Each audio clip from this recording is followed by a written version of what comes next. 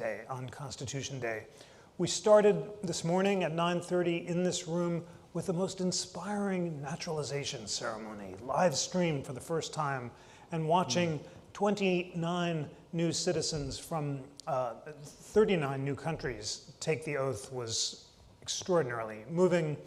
We had an amazing panel with leaders of civic education, from Sal Khan and Louis Dubé to the head of the Philadelphia School District, Professors Robert George, Martha Jones, and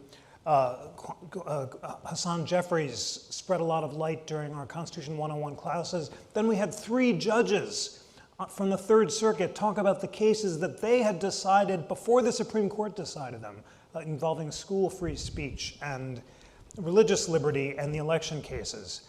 And now I have the extraordinary honor of bringing together Gordon Wood and his colleagues to discuss Gordon's new book. So I'm going to introduce them, and then I'm going to ask Gordon Wood to just put on the table the central arguments of his book, which I read with rapt attention.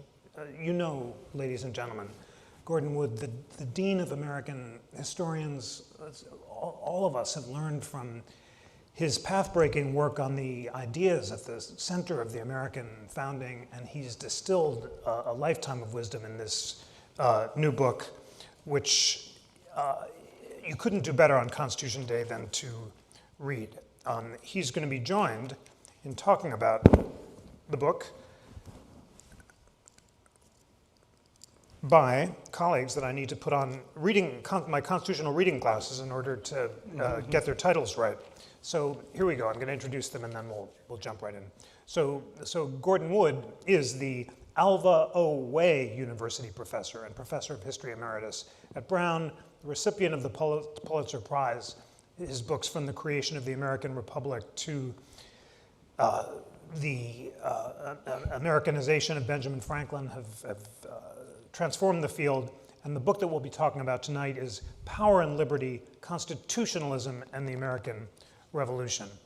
It's so wonderful that he's joined here in person by another towering American historian and great friend of the Constitution Center, Edward Larson. Professor Larson holds the Hugh and Hazel Darling Chair in Law and is University Professor of History at Pepperdine, also a recipient of the Pulitzer Prize in History, and the author of superb books from The Return of George Washington to, most recently, Franklin and Washington, the Founding Partnership, which we discussed not too long ago on the We the People podcast, and it was such a great discussion. And we're joined remotely. I'm so glad to see you, friends. And look, the monitors are working, and you look great. This is our first hybrid program. Lucas, you're smiling, and so are you, Emily, because I hope you can see us as well as we can see you. But it's so great to welcome here to the Constitution Center Lucas Morel, the John K. Boardman Professor of Politics at Washington and Lee. He's the author of Lincoln and Liberty, Wisdom for the Ages, Lincoln's Sacred Effort, Defining Religion's Role in American Self-Government, and most recently, Lincoln and the American Founding. He's a frequent guest on Constitution Center podcasts and programs. And Lucas, we always learn from your wonderful light. And Emily, it's wonderful to welcome you to our table of learning. Emily Pears is Assistant Professor of Government at Claremont McKenna College, where she teaches about American political thought. Her forthcoming book is Chords of Affection, Constructing Constitutional Union in Early American History. It'll be released in November, and Emily, it just looks fascinating. Can't wait to read it and discuss it further. So welcome to all of our great panelists. Gordon, congratulations on the book. I read it, as I do many things, on Kindle, so I have it right here. And the first chapter about the imperial debate starts in 1765 or so, although of course it looks back earlier, and talks about the central declaration of the Stamp Act Congress. It is inseparably essential to the freedom of a people and the undoubted rights of Englishmen that no taxes should be imposed on them but with their own consent, given personally or by their representatives. What was the imperial debate? Well, I don't want to tell you the whole debate, but it starts over the issue of representation. the colonists instinctively know that they cannot allow this Parliament 3,000 miles away to make decisions of such importance as taxation on them without their having a say. And they dismiss out of hand, although Franklin throws out the notion, while he's over in London, out of touch with American opinion, that maybe we can have some representatives from the colonies, maybe 100, the way the Scots do, in the way the Scots did in 1707 when they became Great Britain, when the England and Scotland came together as Great Britain. But the Americans want no part of that notion. They know that they would be swamped by the British, and they never, no one ever seriously considers having membership in the House of Commons as a solution to the problem. So right from the outset, in the Stamp Act Congress, which meets in reaction to the Stamp Act, which is a tax on all paper products in America, they know instinctively their colonial assemblies will be the legislature that will determine taxation. Now, they have an awkward position because they have accepted parliamentary regulation of their trade. And so that is always a problem for them. But they can make it very clear that they will never have representation be outside of their own colonial legislatures, only they are willing to recognize the supremacy of Parliament in the empire.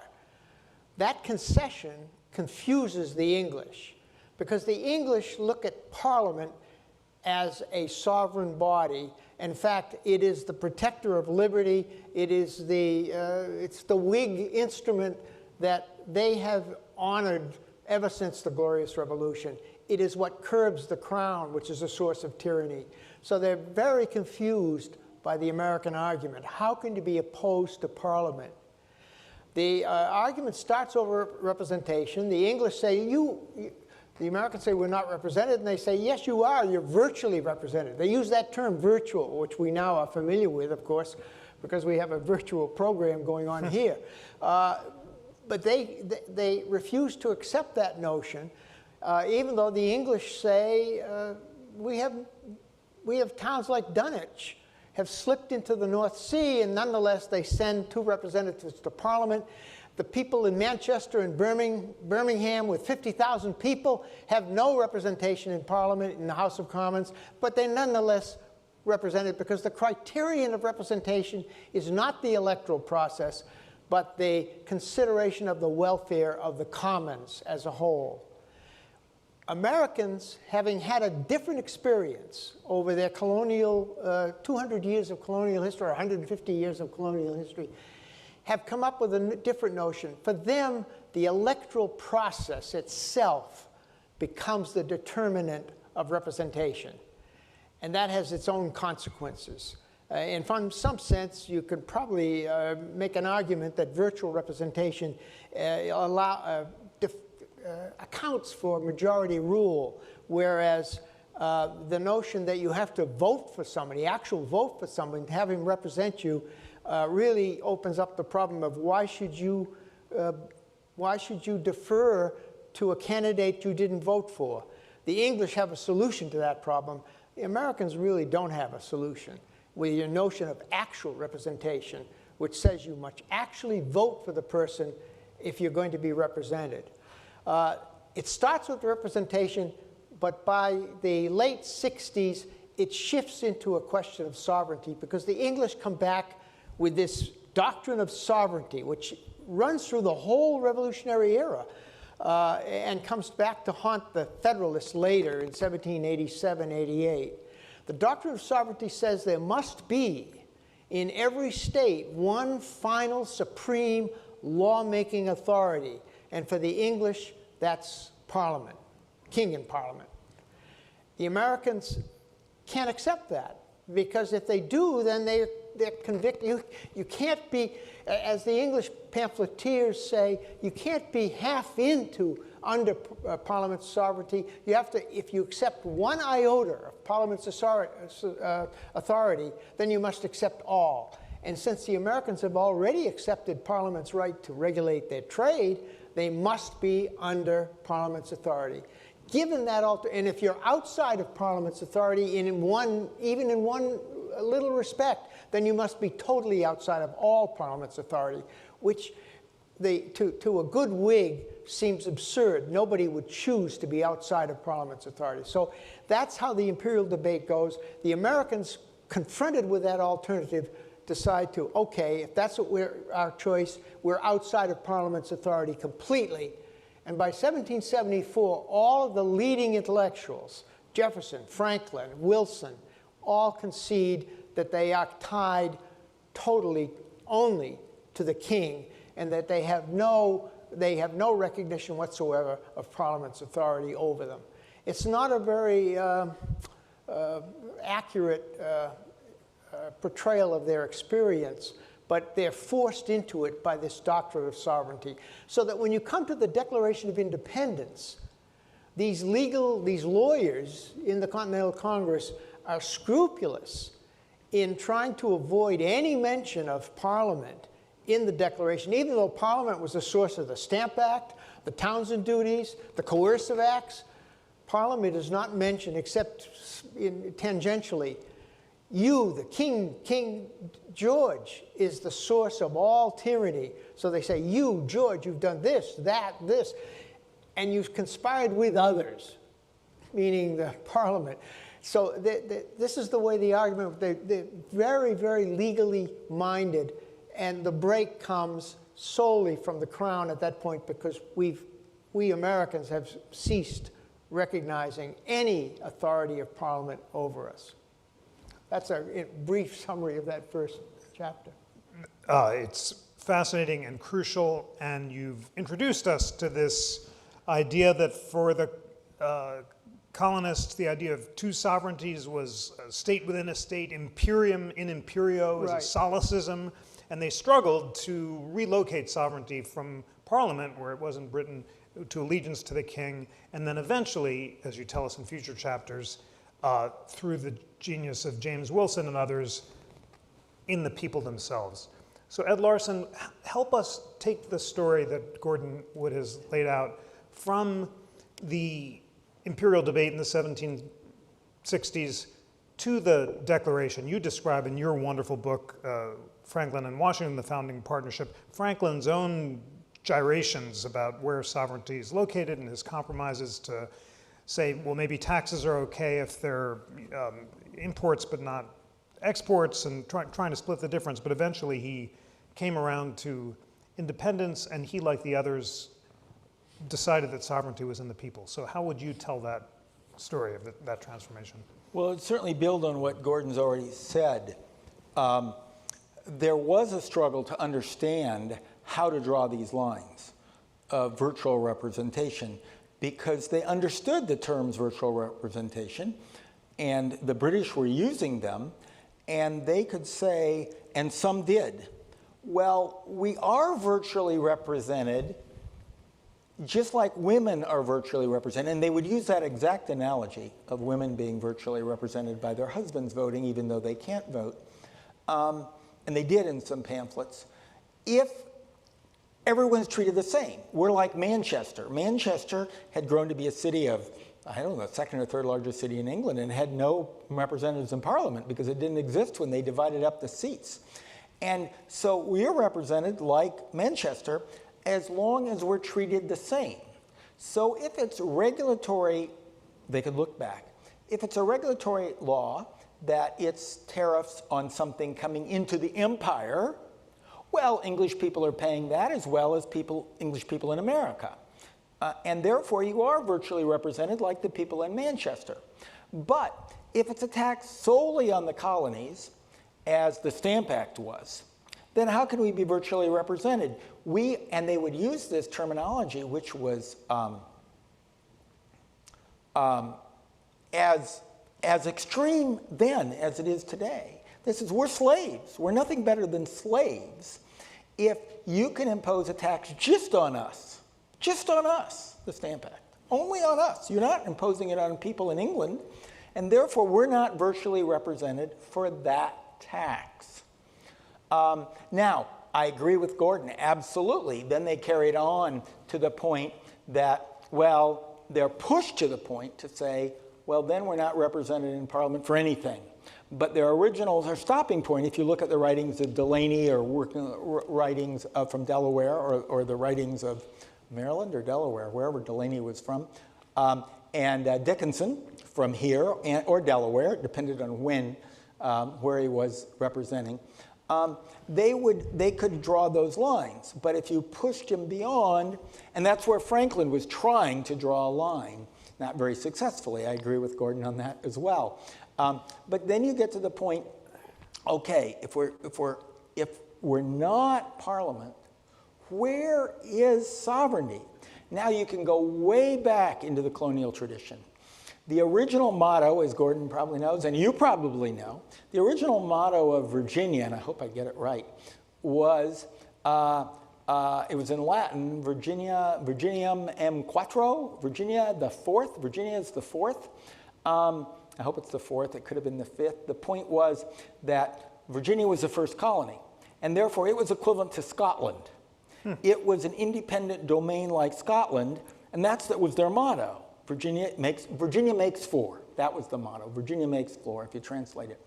And the other one was Scotland, and the other was England, and I think the other was Wales. And the point was, we're just under the king, and our assembly should be equivalent to Parliament. And that's where the other place they tried to come down. One point would be, yes, Franklin's argument, yes, let's have representatives in England, but that, I agree, in the British Parliament, that didn't fly for a variety of practical reasons. But the argument could be, okay, we're each equivalent of England, just as Scotland was, and this would be an analogy they would use, just like Scotland before the Union of 1707, where Scotland had its own parliament, but it was under the king. Or, as they would often say, Hanover. Hanover was directly under the king. The king was the elector of Hanover, and he had he was a ruler there. Let's be like that. And that's why, as you're pointing out, when they have to transfer sovereignty, and they have a very difficult idea of splitting sovereignty, that's going to be a problem on the Constitution. How do you split sovereignty between the states and the central government? The idea is, all right, so the only thing, if we already conceptually view ourselves as the equivalent of Scotland before 1707, or as Hanover, we're only under the king, the only person we have to break from is the king. And that's why Jefferson very artfully wrote the Declaration of Independence. If you read pamphlets much before this, they were all directed against Parliament. If you read the pamphlets of Dickinson, the Farmer's Papers, or all the other pamphlets by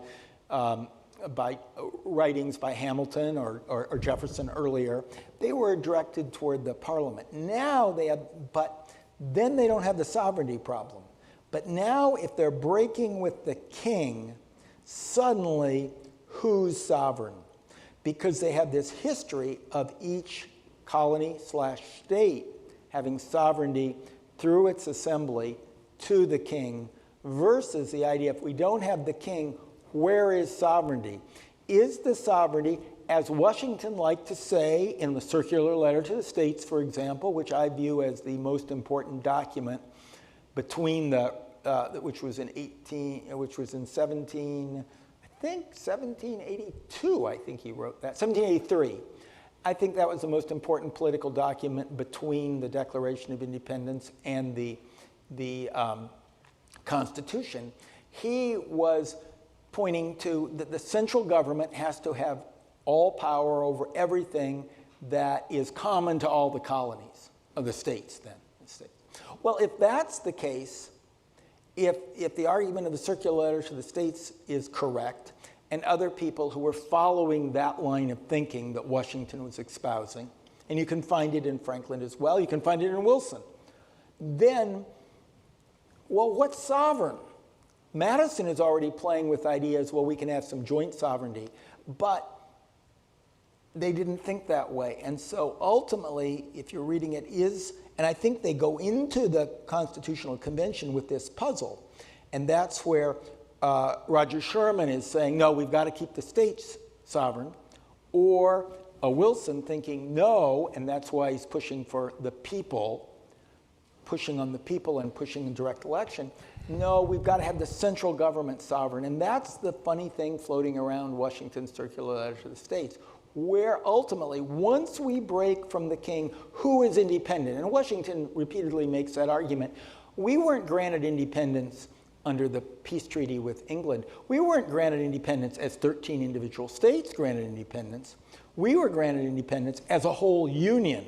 In contrast, at the Declaration of Independence, you could make a plausible argument, some states did, that each state was declaring independence in a corporate fashion, and that each state had to separately deal with it. So the question is, who is independent, who isn't? And if it's the United States, is the United States a singular noun or is it a plural noun, is what it comes down to, in a way. And that's an issue that continues beyond the Constitution, but it's an issue of where does sovereignty lie if it no longer lies with the king? Perfectly phrased. Lucas, you've written so powerfully about Lincoln and the founders, and Lincoln quoted James Wilson for the proposition that secession was unconstitutional because we, the people of the United States as a whole, having made the Union, you'd need the consent of we, the people as a whole, to alter it. Is it fair to say that Wilson deserves credit for redefining sovereignty and placing it in we, the people of the United States? And how would you rate his contribution to American constitutional history? Well, I agree that James Wilson was the legal mind at the Constitutional Convention. There's no doubt about it. And his lectures are still read to this day, as has been said. But my reading of Lincoln, of course, whether it's a gloss on Wilson or others that he read, we're not clear that, it's unclear to me at least, in all my time reading Lincoln, that he ever read the Federalist Papers. I don't think he did. But what Lincoln argues in his first inaugural address, when he talks about secession, he only grants it arguendo. That is to say, he only grants the idea of it having to be an agreement among the states to deny that any particular state can unilaterally leave the Union. He only grants that in order to show that even if you were to believe in the compact theory of states, that the South still didn't, at a state-by-state level, still didn't have the right to secede. The American people, as Lincoln understood it, were the source. As Madison puts it, the true fountain of all authority.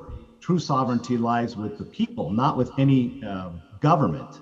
The government is, as it were, borrowed powers. They are delegated their authority, whether at the state or the federal level. So Lincoln was trying to reinforce the conviction among American people that they are the true masters of their government and not the other way around. He saw secession as anarchy, and he meant it. You cannot participate in an election and then say that either we rule or we ruin in all events.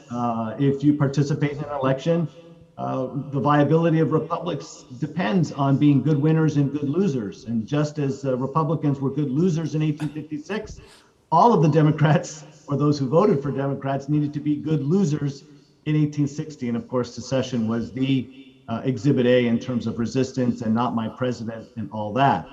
So my sense of Lincoln's understanding and drawing from the founders, the legacy of the founders, is his understanding that sovereignty, true sovereignty, lies with the people. Everyone has a natural right to rule himself and can only be told what to do if he gives his consent to government. That's both a question of establishing the government, founding as we call it, as well as the operative principle, right? We the people, right? Owned and operated by the American people. So voting or elections is the way that we remind our rulers, in particular, every now and then, that they have delegated authority. Thank you very much for that. Emily, in your forthcoming book, you argue that there were three conceptions of attachment at the time of the founding: a political attachment, a utilitarian theory, a cultural theory, and a participatory theory. All three of them sound really interesting, and I think relevant to this question of sovereignty. So tell us what these three theories of attachment are and how they relate to sovereignty. Sure. So I think the connection to sovereignty is really that if the people are ultimately sovereign, in order for the institutions to survive, the people have to buy in to them. And most people actually aren't born loving the Constitution or willing to support the institutions of government. And so what the founders recognized is that there would have to be an ongoing effort to attach people to the institutions and to the Constitution so that they would be legitimate, and so that the people's sovereignty could be transferred to those institutions. What I argue is that they sort of depict these three different ways that future statesmen might go about trying to upkeep attachments or to keep people connected to the Constitution.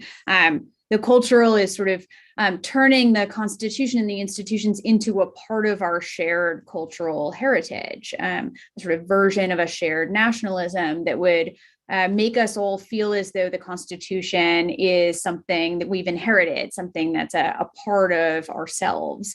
The participatory approach is that actually people are very invested in things that they have a hand in making. And so if you can allow people to participate in the processes of political decision making, not just allow them to vote, but allow them to really have a say in the outcome of elections and in the outcome of the policymaking process, they'll be more inclined to see the benefits of those institutions, to feel like the policies that they create are things that they had a hand in. It makes their sovereignty sort of feel more real to them. And the utilitarian is the idea that people feel more attached to and are more willing to support a government that seems to do good things for them. So the more the government can serve the public interest and make clear that they are serving the public interest, sort of claim credit for what they're doing, the more likely the people will be to continue to legitimize those institutions and uphold them, so that they can survive challenges and the kinds of pushback that the Civil War obviously made prominent. Wonderful, so powerful and so great that you cite Wilson as support for the participatory theory, and that all three of those theories have supporters among different people in the founding era. Gordon Wood, my only regret is I don't think we're going to be able to go chapter by chapter, because your discussion has provoked such I'd like to clarify something on this sovereignty, because it's getting a little confusion. When we talk about the sovereignty of the people, we're not talking about all power derived from the people. All Whigs on both sides of the Atlantic believe that. There's nobody left who believes in the divine right of kings. So that even the English believe that the king ultimately derived his authority from the people. That's not what the Americans mean by placing sovereignty, which is a lawmaking authority. The ultimate lawmaking authority lies with the people. Now, as this was worked out in our own, this is what allowed for the recall election in California. The ultimate, you have the people in the middle of the person's term recalling or attempting to recall a elected official. It's the ultimate lawmaking authority that's meant by sovereignty, and that's not the notion of power being derived from the people, which is a kind of conventional wisdom, I think, at this point. I think that needs to be clarified. Crucially important. Power is not only derived from, which was conventional, as you say, but remains in the people, which is essential. Exactly. So your next chapters on the state constitutions and then the crisis of the 1780s take us up to the federal constitution, which you discuss both the debates over national power and also on slavery. And among the many fresh and arresting learnings from your chapters about the path to the Constitution.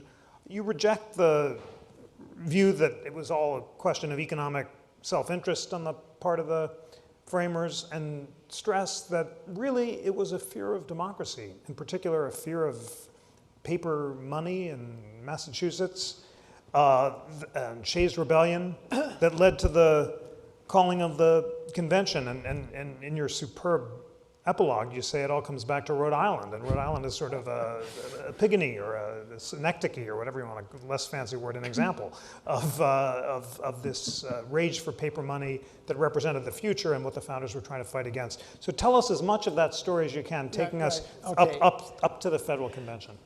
Look, it's a revolution of 13 independent states. You start with that, and the Articles of Confederation is a treaty among these states. It's like the EU today. Virginia to Jefferson is my country. So if you think of it in those terms, you can understand the Articles of Confederation. It is a treaty, just like the Treaty of Lisbon, which is the basis for the EU. Now, something had to happen. In 1776, nobody in his wildest dreams, and I mean no one, even conceived of a strong national government of the kind that we finally got 10 years later. It's just, nobody thinks about it. Nobody even imagines it. Nobody throws it out as a possibility. It's not even in anyone's consciousness. So something awful had to happen in those 10 years to change a lot of people's minds in order for them to create this federal government. It ran against all their experience. They had this distant government in England that was trying to dictate to them. Why would they create another long, distant government? And all of the theory at the time, Montesquieu being the most important, said republics have to be small and homogeneous in size. They can't be large. So why? Why would they create this national government? And it's not, you don't want to think of the national government as, or the Articles as an early version of the national government. That, as I say, it's a treaty. So they throw out the Articles and create this entirely new government, much to the, I think, shock and amazement of the bulk of the population.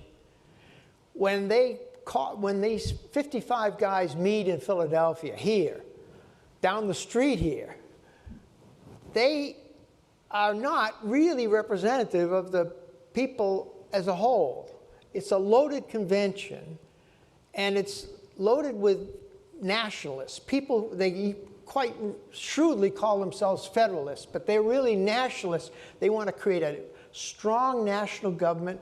And Madison is a crucial figure because he draws up a working paper that helps him clarify his own ideas. And he essentially writes the Virginia Plan, which is the model for the convention.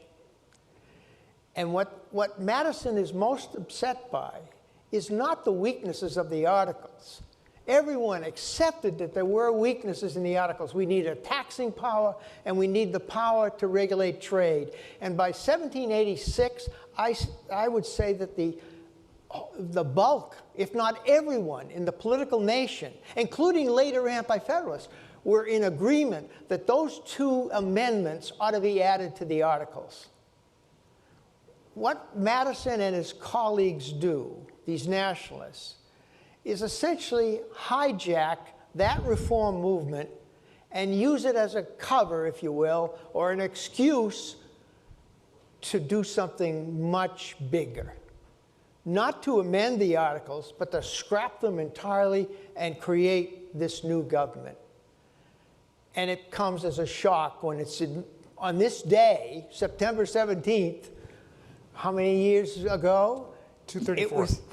I think it's 234. 234 years ago, it is announced to the world, to the American world, and to the world, and most people are shocked and stunned. This is not what we bargained for. We thought you guys were meeting to amend the Articles, and all of a sudden you come up with this great big, powerful nation, this government. This is unbelievable. And I think if there'd been a fair kind of a modern election, the new Constitution would have been defeated. But given the politics of it, and in each state, the ratifying conventions finally pass it. Ultimately, I think because it's either this, or as Richard Henry Lee, who was an opponent, he says it's either this or nothing. And most people don't want nothing. Now, the thing that they're worried about, Madison and others, are the behavior of the state legislatures with their passing of, Madison outlines this in his little essay, which is unpublished, which I think is the most important document, constitutional document, between the Articles and the Constitution. He writes it out. It's very short. You can call it up on your iPad. Vices of the political system of the United States. It comes down to essentially three things. The state legislatures have a proliferation, multiplication of legislation. More laws passed in the 10 years since the Declaration, says Madison, than in the entire colonial period. These state legislatures, which have been enlarged in size, quadrupled in some cases, because the colonial legislatures were very small, sometimes 30 or 40 people. Now suddenly they have two or 300. And they're passing all kinds of legislation. They're annually elected, which is an innovation outside of New England. And so you have a multiplication, a mutability. The legislatures, the turnover rate in this annual election is close to 60%. So you have new people coming in every year, and they all have their interests to promote. So the result is a mutability, meaning a changeability of the legislation. The laws are so confused, judges don't know what's the law. And if they get it straight, then the next year there's a whole new set of laws. So you have the mutability, the multiplicity, and ultimately the injustice of the laws. Mainly he's thinking of paper money and other debtor beneficial laws that are hurting creditors. And if this is too complicated to explain, you have to read the book to explain why many of the gentry, the dominant people, are frightened by inflation and the depreciation of money, because they are essentially bankers.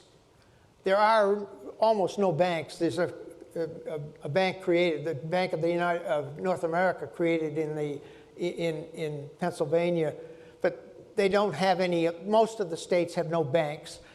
Individuals acted as banks. They are lending money out to their neighbors. That's how they got political clout. And this money is coming back to them. They lend it out in gold and silver, and it comes back with this paper, which says, I promise to pay in gold and silver, but it depreciates. So that's what Madison's concerned about. As a consequence, the central element in his Virginia plan is a veto given to the Congress over all state legislation. Before a state bill can become law, will have to come to the central government and get approved. The thing is so impractical that you can't imagine an intelligent man like Madison clinging to this, and yet he did. Wiser heads prevailed and said, that's just crazy. Can you imagine if it stayed into the Constitution? All those 50 states would be sending all their bills to Washington. There'd be hearings and deciding, should we veto this bill or not veto it?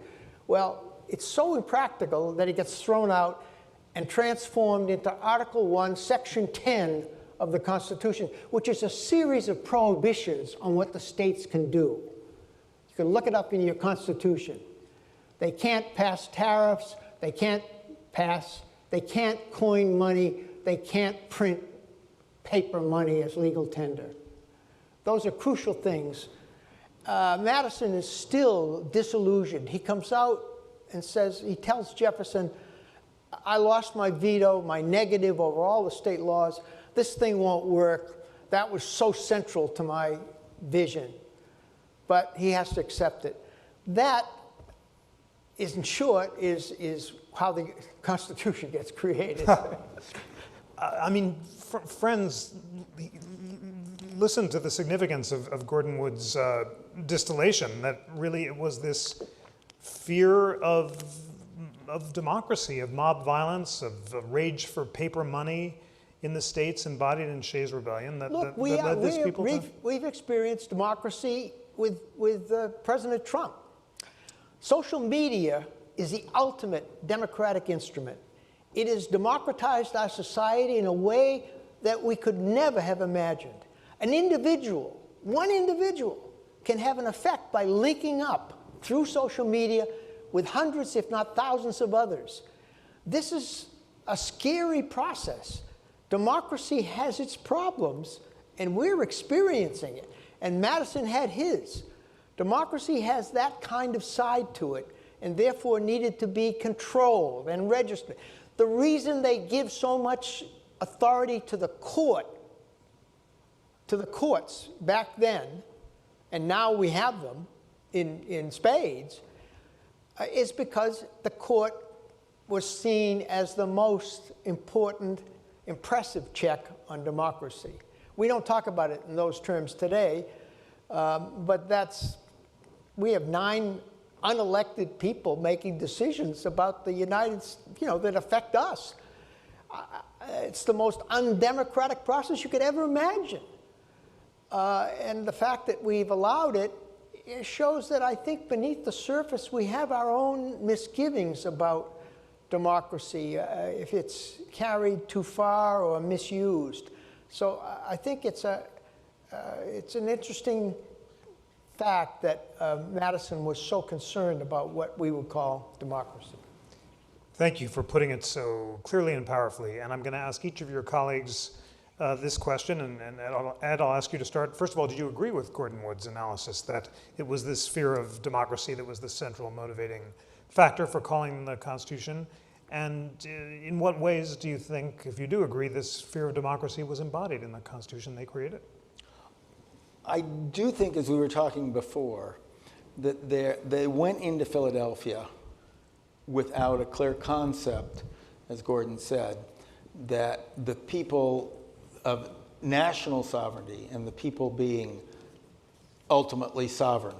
That's why you get, and it's captured in starting the Constitution as we the people, which was the idea of Wilson and Gouverneur Morris, with this soaring preamble. And that becomes a target. So you have Patrick Henry at the Virginia ratifying convention, but also in public statements before it, saying, how dare you say we the people created? You should say we the states. And the Virginia plan had that, that you list the states, and the states create this. It isn't the people of the whole country. It's a creation of the states. But as long as it's a creation of the states, and this is Wilson again thinking, then in some way, it more or less, it comes back to this League of Friendship, which is what the treaty, as Gordon calls it, or the League of Friendship, as they called it, that the Articles of Confederation created a League of Friendship, that here were 13 sovereign states leagued together. And, but if you go back to the document I keep hammering on, the circular letter to the states, Washington says, we need a central government that is the final say in everything that is common to all of us, common to all the states, which wouldn't be slavery, which wouldn't be education. You can think of things that wouldn't be. But it would be international and interstate commerce. He makes that clear. And he also says in the circular letter states, this is indivisible. Once you join, you can't get out. He says that in the circular letter to the states of 1783. We need a central government which you can't leave. Once you're in, it's a one-way ratchet. So by saying that commerce is going to move over, and many people argued, it wasn't just taxation. Certainly everyone would agree that the central government, even the anti-federalists would agree that the central government needed more power to impose a tariff that would affect everybody. So that more power was agreed to. But then the question was, and I do think people saw it coming in. I think Madison saw it coming in. I think Washington very clearly said, I'm not going unless I am I'm not going to Philadelphia, to that convention, even though I've been named by picked by Virginia to go. I'm not going unless I'm confident they have power to make radical decisions. That was the phrase he used. Well, Washington's not a radical man. No, he made clear, and he had proposals in that he had received. He had asked the people he trusted most, John Jay, Knox, Madison, had all sent him drafts of the type of central government they wanted. And the central government always had a two-house legislature, not a one-house, like the Articles of Confederation, which is like a UN. The UN is sort of like, everybody sends a representative. They're recallable at will. They're not by each state. And the states retain sovereignty. He says, I will only go if it can be a fundamental transformation. And Madison spent most of the 2 months before going to Philadelphia living at Mount Vernon. He didn't have a wife then, he didn't have other things. And he stayed at Mount Vernon. He worked on these ideas at Mount Vernon, talking with Washington. And so they went in with a pretty clear idea. It wasn't just Madison. Washington was appraised to it. Washington appraised Franklin. The first person he visits when he comes to Philadelphia is Franklin, because he says, we've got to be on the same wavelength, because we're the two most respected people nationally. They're the two national heroes. We got to be working on the same wavelength. And so they came, and Wilson was a fellow thinker. Franklin, as you know, had met, had a regular weekly meeting at his house where Gouverneur Morris and Wilson and others had come.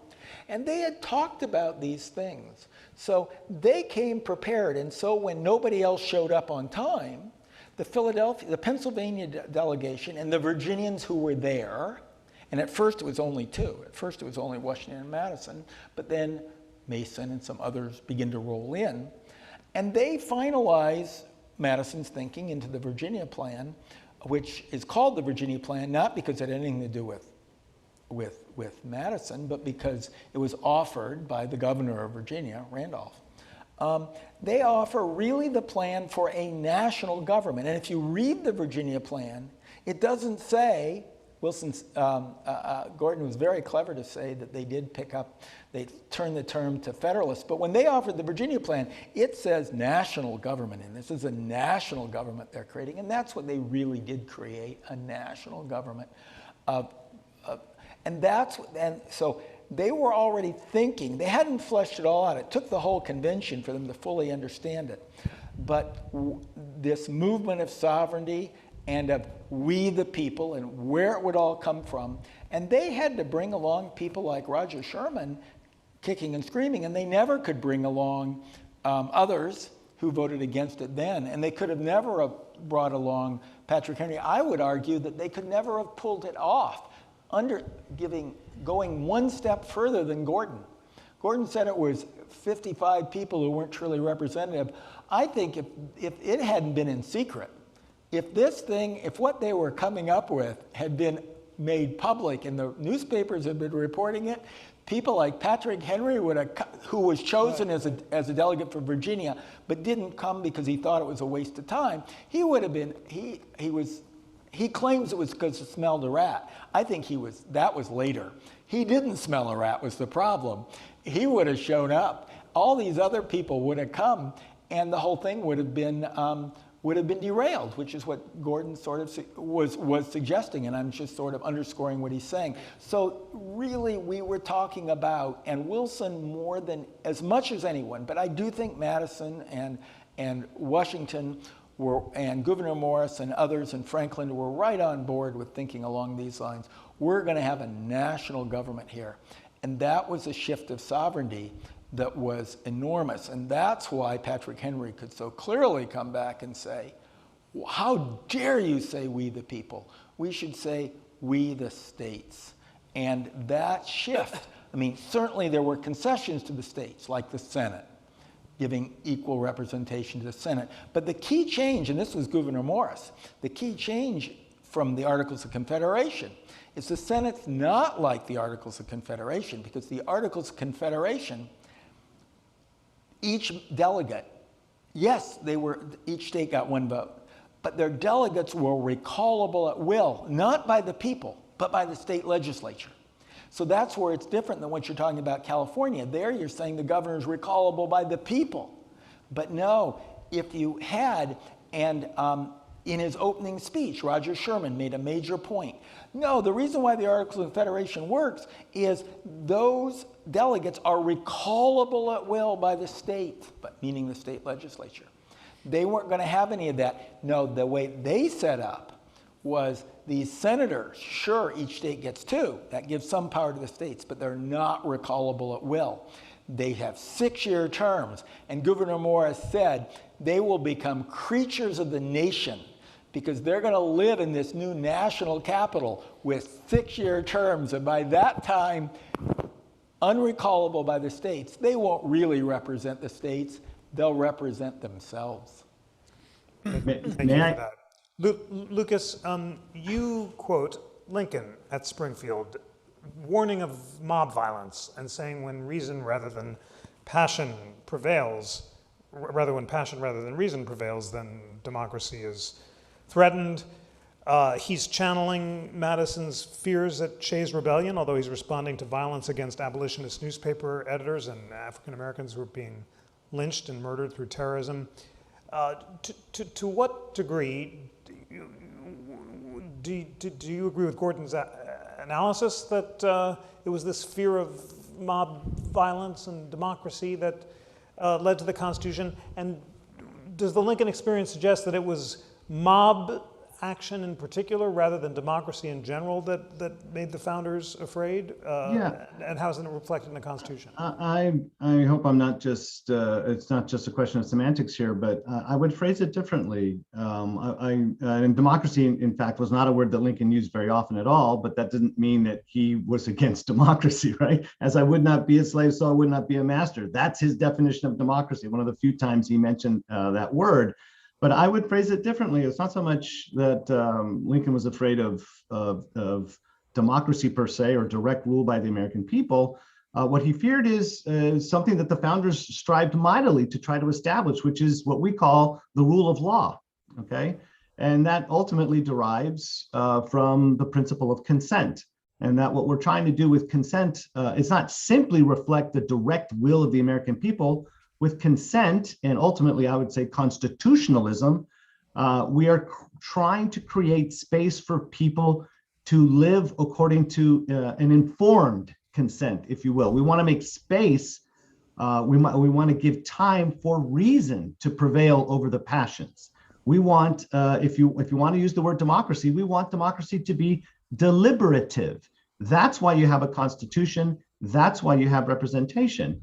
And so I would, I was going to try to add quickly on the Senate and in terms of why the Constitutional Convention was called. On the Senate, we have to remember there are 2 senators.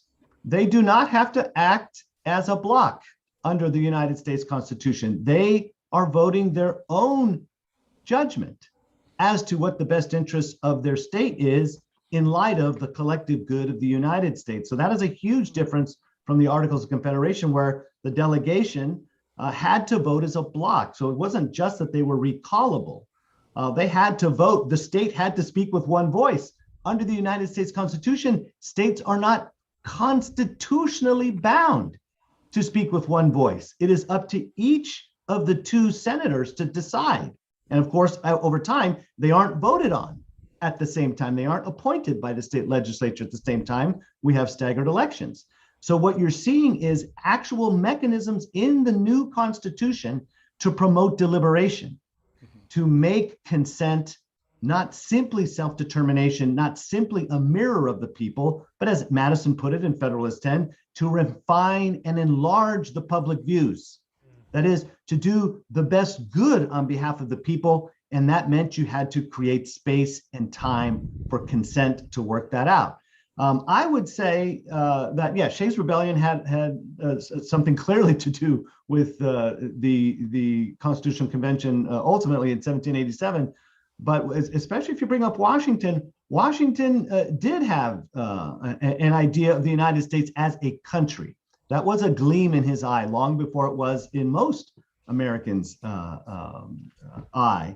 And I would say that the need for, and Professor Larson brought this up, the need for a stronger central government, a stronger national government, that was clear. Washington would have nothing to do with the convention if he didn't think there was a reasonable chance for the central government to be equipped with power.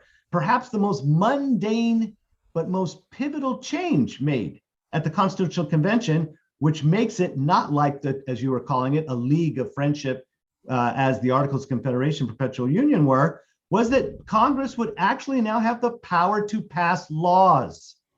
They did not have that authority under the Articles of Confederation. The states, if you will, interposed themselves between their citizens and the authority of the Articles of Confederation Congress. Under the proposed Constitution, one of the biggest changes, I think the most fundamental, is now you actually have a national government that circumvents the states, if you will. The states are involved. We did mention the Senate, but now you have laws acting not upon state legislatures, but acting directly upon the American people themselves, who are represented in the House of Representatives proportionally and expressed through their pre-existing political organizations through the states. So the fact that the United States Constitution now is equipped to pass actual laws, that is a sea change in terms of how the American people were governing themselves previously under the Articles. Thank you so much for that crucial series of distinctions you were making between a mirroring of the people and a reflection that enlarged and refined their views. And that distinction between ordinary lawmaking and constitutional lawmaking is one that you just brought out so well, which Gordon Wood explores and elucidates so powerfully in his discussion of Jefferson and the other founders' understanding of the rise of conventions as bodies that would reflect the slow and deliberate sense of the people, and is crucial to American constitutionalism. Emily, the founders thought that virtue was necessary for the republic to survive, and they defined virtue as a personal and political act. Personally, citizens had to use their powers of reason to master their unreasonable passions like anger, jealousy, and fear. And politically, they needed to do that so they could choose wise representatives who would deliberate for them to serve the common good rather than self-interest and partisanship. It sounds kind of rarefied nowadays in light of some of the changes that Gordon flagged, including social media, the rise of political parties and the rest of it. Is the founders' notion of virtue as crucial to constitutionalism still relevant? So I think it's still relevant. I would say though that the founders' view of virtue, at least the Federalist view of virtue, is a little bit different than the sort of pure civic virtue that many political theorists before the founders thought of. So we see the anti-federalists in the debates over the ratification really pushing for the need for virtue, the need for the Constitution to cultivate virtue in the citizens. And what the Federalists, I think, have is a little bit more faith that the institutions of government could do more of the work to get us the good laws that we needed, right? So you can rely on the individual citizen's virtue to get good laws that are then sort of able to maintain or keep us from the anarchy that that Gordon sort of pointed out they were trying to avoid. You can rely on the citizen's virtue to get you those good laws. But I think the Federalists sort of thought that there were ways that we could design institutions to help that process along. So the institutions could encourage good lawmaking, could encourage that kind of virtue in the citizen. So you're not wholly dependent on the citizens to produce it themselves. The problem is that you have to then maintain this relationship between the institutions and the public. If the institutions are going to encourage virtue, if they're going to sort of cultivate a sense among the citizens that the rule of law is worth upholding and the common good is worth pursuing, that relationship has to be cultivated. It has to be tended to. And I'm not sure that we've really done that. I think there was this sense that what the Federalists had done was created institutions that would work in perpetuity, that the Constitution could just sort of stand on its own ground once it had been ratified. And we've lost sight, I think, of the work that has to be done to make sure that the citizenry understands the Constitution, upholds the Constitution, and is committed to it. that sort of cultivation of something like civic virtue, or at least a sort of constitutionalism among the people, is something we don't do very much anymore. In the sort of smallest way, we don't teach civic education anymore in America very much. And in broader ways, we draw attention to things other than sort of the cultivation of virtue that might be important to uphold those institutions. Absolutely.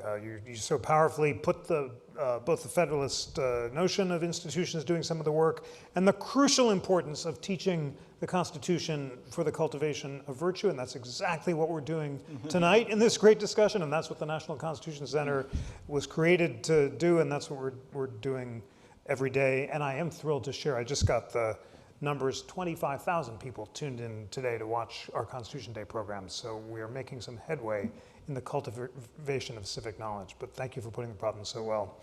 All right, well, the one thing we do at Constitution Center programs is end on time, and we are going to end in about 10 minutes. So Gordon, this is the chance for you to put the rest of the book on the table, and there's so much in the chapters on the federal Constitution, on slavery, and on the emergence of the judiciary, so much that's surprising in your discussion of slavery, including the prevalence of indentured white servants, which changed the way the founding generation thought about enslavement, and the brief moments when it looked like even Virginia and other southern states were going to eradicate it, and the wind shifting, to the transformation of the judiciary from a body that was originally supposed to rarely exercise judicial review, only when the people themselves would have been mobilized to find an act unconstitutional, to the more regularization of striking down laws that we see today, and then to this incredible chapter about the emergence of a private sphere, and then you say it all goes back to and looks forward to Rhode Island. So please take what time you can to distill as well as you can the rest of the argument of this great book. Let me say something about the founders. We talk about the founders, but you have to understand that for most people in America in the antebellum period, which is the period we mean going up to the Civil War, the founders were not the people we refer to, not the revolutionary leaders, not James Madison, not George Washington. Their founders were John Winthrop, William Bradford, William Penn, John Smith. That is the 17th century founders. And when Bancroft wrote his great history in this period, he had 10 volumes on the colonial period. He thought the colonial period was the founding of America. It's almost, in fact, in 1820 at the Constitutional Convention in New York, they're revising their Constitution. Martin Van Buren, who becomes, I think, the first American politician as a president, he did nothing. He never had any great speech. He never won a battle. He never negotiated a great treaty.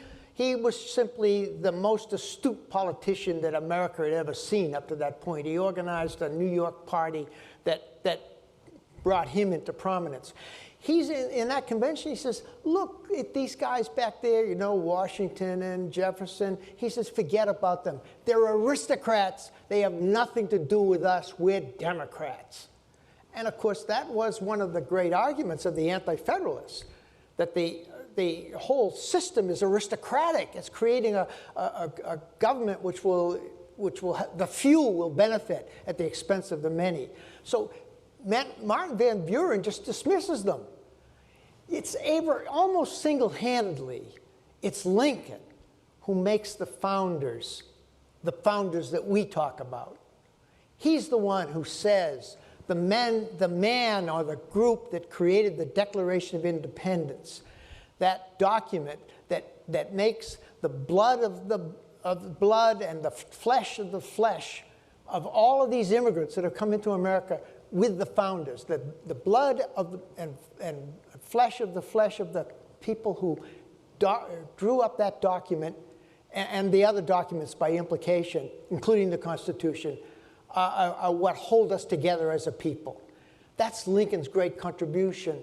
And he really brings the founders into prominence. There's a book about this. It's about, if you're interested, Wesley Frank Craven. It came out around 1950 or so. He was a professor of early American history at Princeton.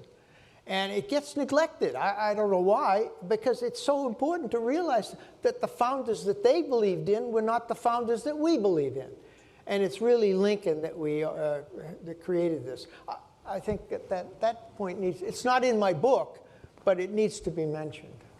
Do you want to say give us one more burst of learning from your book, because there's so much in it, and why don't you give your... Well, I think on the slavery thing, we have to understand, this is the central issue that's obsessing us now.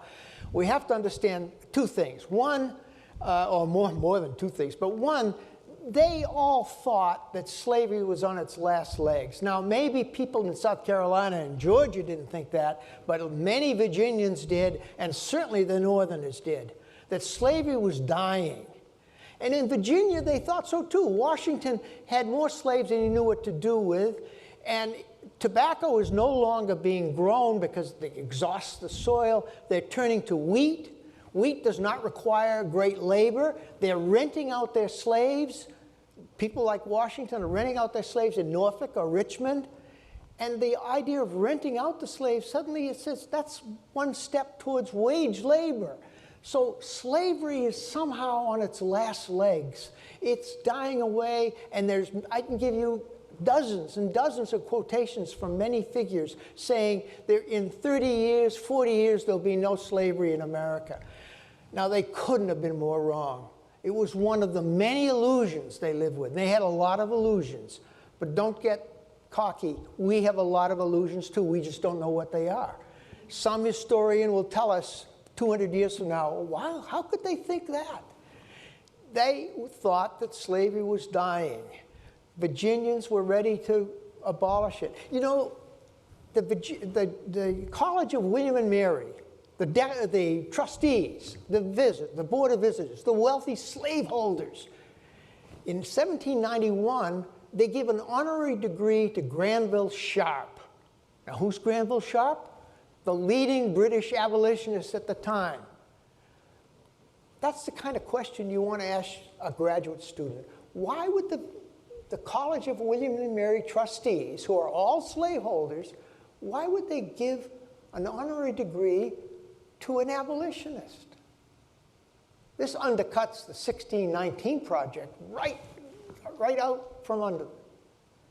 That's the kind of issue that should provoke a lot of graduate students into thinking freshly about these issues. At any rate, they did have to accommodate the Deep South. You know, Virginians, some of the Virginians, Washington and Jefferson both think of themselves as middle states, not Southern. The South is South Carolina and Georgia. And they want slaves. And there are compromises made in the convention. Compromises that are more easily made because they think slavery is going to die. Now, as I say, they couldn't have been more wrong. But you have to account for that. But there are compromises. And the South, of course, wants slaves to be counted fully for representation purposes. And the North says, no, not at all. And so they reach a compromise, 3/5, which becomes a source of Southern strength, political strength, so that it allows the South to dominate the government throughout the whole antebellum period. And then the fugitive slave.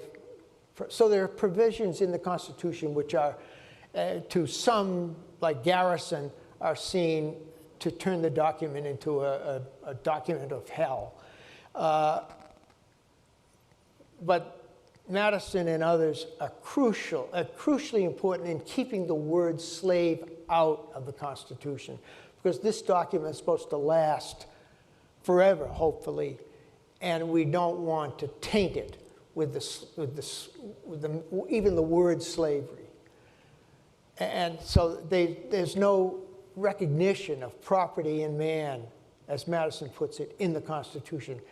And they see the future as being the end of slavery. Now, they had no realization that there would be more slaves at the end of the Revolution than there were at the beginning, even though the North abolishes slavery. That's another important thing. These are the first slaveholding states in the world, in the history of the world, that had legal slavery that abolish it. The Greeks never abolished slavery. The Romans didn't abolish slavery. But the American states in the North abolished slavery. Now, they don't have the number of slaves that the South has. They have 50,000 maybe, whereas there are hundreds of thousands in the South. And it's easier for them to do it. But nonetheless, they did it. And the way before any other place abolishes slavery. That should be emphasized. So, and there's the expectation that this will spread. This is part of the Enlightenment program. They have a whole series of reforms. Each state, from Virginia northward, they're going to redo the criminal system. They're going to do away with inheritance laws, primogeniture and entail. They're going to have public educational systems. They're going to abolish the Anglican Church, and they're going to abolish slavery. Now, they don't always succeed in those things. They didn't in Virginia with its public education, but they did abolish the Church of England and create a separation of church and state. And Jefferson tries to abolish slavery. He puts forth a bill, it gets defeated, but they don't wipe Jefferson out of he becomes still a major figure in the state, so that there are a lot of people thinking about getting rid of slavery. Now, what changes things, of course, is the rebellion in Saint-Domingue, which becomes Haiti. That scares the bejesus out of the Southerners, and from that moment on, there's a reaction. And by the early 19th century, the Southerners are scared to death of slave rebellions, and all hope of reform in the South is gone. Thank you so much for that. You say at the beginning of the book that it will give comfort to partisans of no side, as history never does, and the complexity of the story is radical in its freshness, and it spreads so much light.